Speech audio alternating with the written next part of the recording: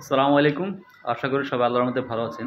আপনারা যারা বলেন যে রসের ব্যবসায় অনেক লাভ, অনেক লাভ, অনেক লাভ, এই যে দেখেন আজকের অবস্থা দেখেন। আমাদের প্রায় 200 লিটার রস একেবারে পচে গেছে, নষ্ট হয়ে গেছে, তারই হয়ে গেছে দেখেন।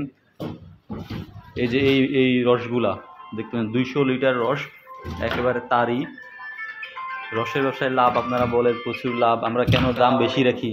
এই যে দেখেন মালগুলো দেখতেছেন, এগুলো ককশিট করতেছি, এগুলো সব নষ্ট হয়ে গেছে। প্রায় 200 লিটার রস সব নষ্ট হয়ে গেছে। ভাই দেখুন কি অবস্থা রস। আপনারা বলেন রসের ব্যবসা লাভ করি, প্রচুর লাভ করি। দেখেন কি অবস্থা হয়েছে আমাদের। আজকে 200 লিটার মাল একেবারে নষ্ট হয়ে গেছে।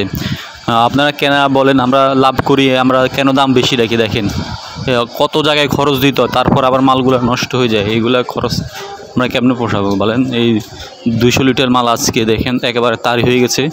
আজকে দেখতে পাচ্ছেন এইগুলা রসগুলা দেখেন। এটা হচ্ছে আমাদের ব্যবসার অবস্থা আর কি। রসের ব্যবসা করতেছি, তারা বলতেছেন যে আমরা প্রচুর লাভ করি, দাম বেশি রাখি। দেখেন আমাদের আজকের অবস্থা।